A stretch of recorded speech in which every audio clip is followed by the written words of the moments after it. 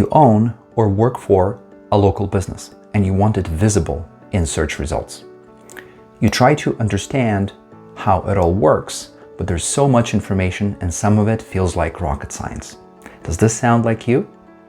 Let's explore local SEO and how you can make your local business stand out in local search results.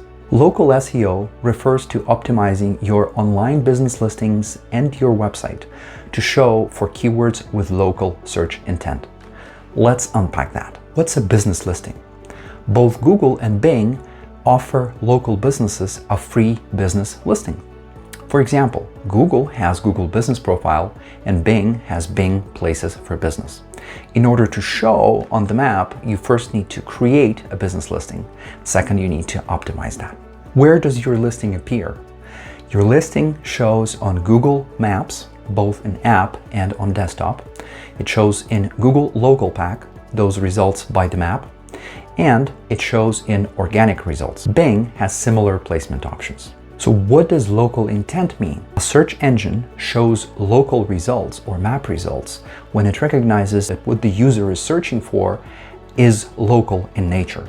For example, when a user is searching for categories like coffee shops, grocery stores, or plumbers, that triggers a search engine to show map results.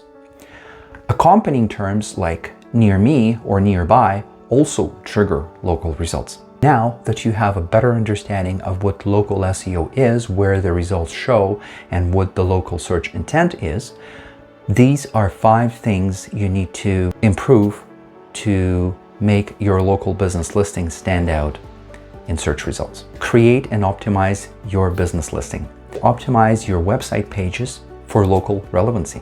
Manage your reviews from your customers. Build local citations and links. And finally, you need to always work on creating local content. Let's look at all these things in future videos. I'm Alex with Search Friendly, empowering you to attract customers from search engines. See you in the next video.